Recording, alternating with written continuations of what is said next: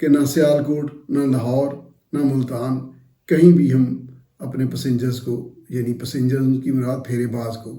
نہیں بھیج رہے۔ میرے ساتھ اس کا بات کرنے کا یہ مقصد تھا کہ میں، چونکہ میرا اصل روٹی روزی تو وکالت ہے، تو ایسے کیسز میرے سامنے آتے رہتے ہیں۔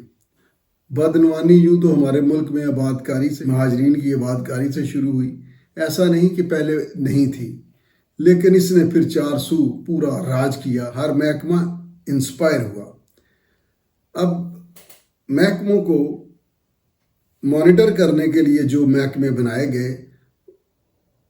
وہ خود ان پر مسلط ہو گئے، یعنی جن کے لیے بنائے گئے وہ ان کی چراگاہ بن گئے۔ یہ سب آپ کے سامنے ہے۔ نیب کئی بار، اور ایک وقت تھا کہ میاں نواز شریف جب دوسری بار وزیر اعظم بنے تو وہ ایف آئی اے کو ختم کرنے لگے تھے، اور پھر ایک ان کا دوست تھا، اس نے کہا جی میں اس محکمے میں ہوں تو مہربانی کریں، تو چونکہ وہ بات مان جاتے ہیں انہوں نے کہا جی ٹھیک ہے کوئی بات نہیں، چلنے دیں۔ تو ابھی بہت سارے محکموں کی تنظیم نو ہونا باقی ہے، ایف بی آر کی جاری ہے۔ جو پہلا نتیجہ جو ہے وہ کیا آیا ہے کہ ایئرپورٹ پر کوئی شخص، کوئی بندہ اب لائن نہیں دے سکتا کہ جی آئیں ہم آپ کو بغیر چیکنگ کے کلیئر کرا دیں گے اور آپ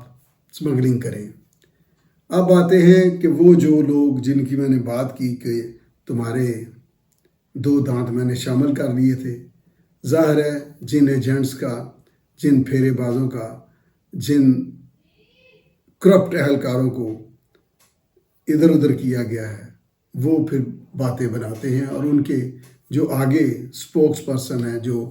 آگے ان کی بات کرنے والے ہیں۔ میں ایک دن کسی وی لاگ پہ دیکھ رہا تھا، بڑی مدکوک شکل کے، میں کیا کہوں ان کو، شکل تو خیر اللہ نے بنائی ہوتی ہے، یہ کردار بندے کے بنا دیتے ہیں،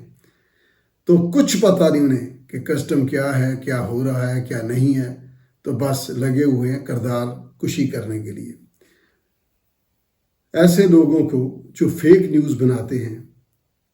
ان کو میرا خیال ہے کہ اللہ کا یہ حکم قرآن عظیم میں پڑھنا چاہیے کہ اللہ کی جھوٹوں پر لعنت ہوتی ہے، اور ویسے بھی کہتے ہیں کہ گنہگار اپنے چہروں سے پہچانے جائیں گے۔ انسان کا پونا کریکٹر، میں خوبصورت بدصورت کی نعوذ باللہ بات نہیں کر رہا،